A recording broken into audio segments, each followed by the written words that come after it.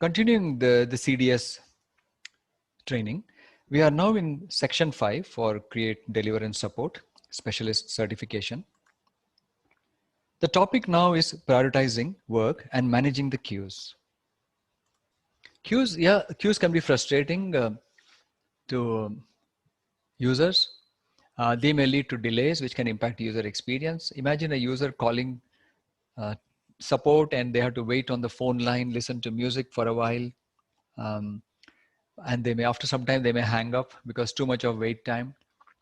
So these are the few things which can be done to improve the user experience during the waiting due to the delay. Delays may be bound to happen. Then how do we take care of the user then?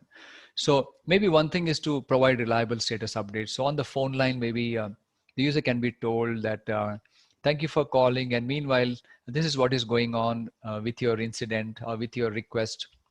Because it may track the users by their phone number or whatever, and then provide them an immediate update while they are waiting for somebody to pick up the phone. So keep the users engaged in the situation.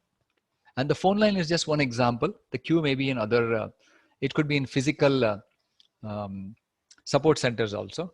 While they are waiting in the queue with a problem with their laptop, for example, they may be a TV, they may watch on the TV what's going on in terms of which tickets, how many tickets are still waiting in the queue, or how many satisfied customers. So there are various ways to keep users engaged. Or showing them something relevant, for example, an article about how to increase the efficiency of their laptop batteries. Yeah, so it can help them to keep users engaged. You know, this is one thing I also came to know. In the elevators, there is a mirror, and mirrors are good for people to just pass their time while in the lift or the elevator. That's the reason mirrors are there. They keep the users engaged. Again, requesting updates from users to create a sense of activity and involvement. That is another way. For example, you may ask them to enter some numbers on the keypad. You may say that, okay, please enter your credit card number and blah, blah, blah. So we are keeping them engaged, or make them fill a form while they're waiting for something. As soon as they enter the shop or someplace, welcome, and please fill up this form while we take care of you. So they're busy, they're not waiting for something to happen. And by the time other customers may be served and they come with the filled up form, and then they will feel less waiting time. And also one good thing is to set the expectations when the users will be serviced or when they will be updated. So doing those things can make a lot of difference in the customer and the user experience.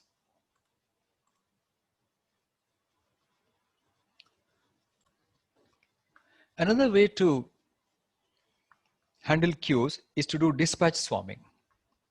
There is a concept of swarming. So the swarming concept might have originated from Cisco many years ago. And what it means is deal with simple items as they arrive, never put them on the queue. So if there is a service desk, they start immediately responding to those simple tickets, easy tickets.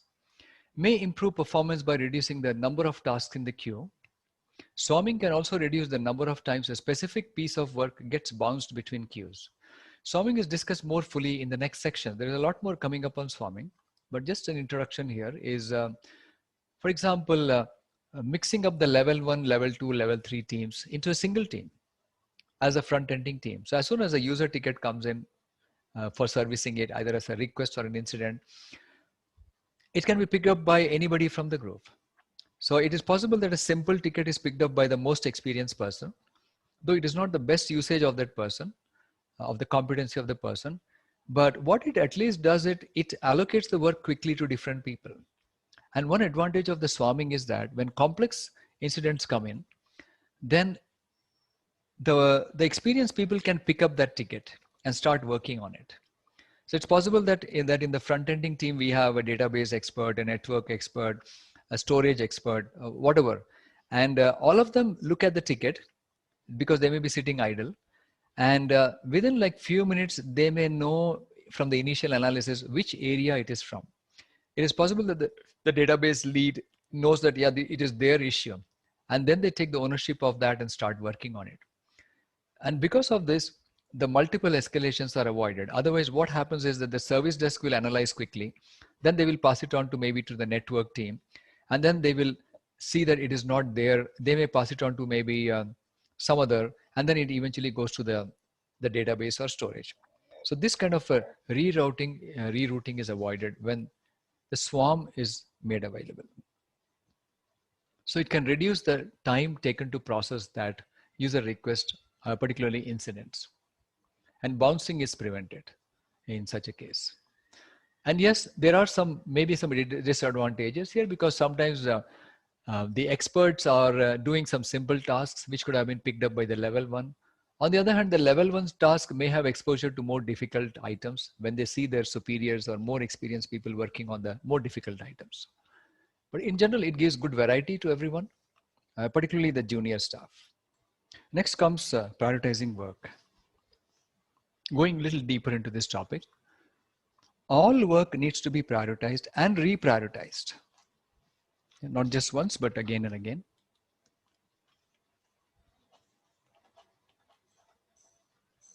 Because resources are always insufficient, not always available sufficiently.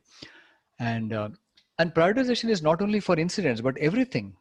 A single team may be working on requests, defects, development requests, projects, improvement opportunities, etc. Imagine, for example, the development team, software development team. They may be doing their own release and deployment and releases, software development, testing, etc., analyzing requirements.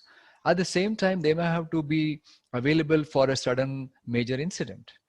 So which one should they prioritize? If they are having a release, let's say it's 3 p.m. now, and 5 p.m. they are releasing a new service, and around 4 p.m. there is a major incident, then which one is priority for them? Doing the release at 5 p.m. or handling the incident which can go from 4 p.m. to 6 p.m. Therefore, prioritization is required for overall work, not just for just development work or testing work or incident work only.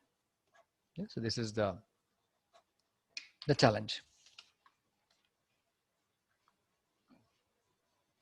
And you see this picture here on the left, an interesting one.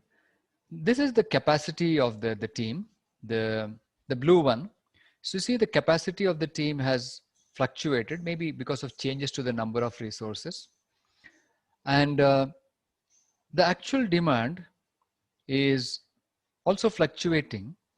Therefore, there are some situations where the demand is more than the capacity, and there are some situations where demand is less than the capacity. So bottom ones are the idle capacity, whereas the above ones are the over capacity. And even if the capacity line is a straight line, the demand will always fluctuate. Therefore, there will always be some unfulfilled, so idle as well as unfulfilled demand.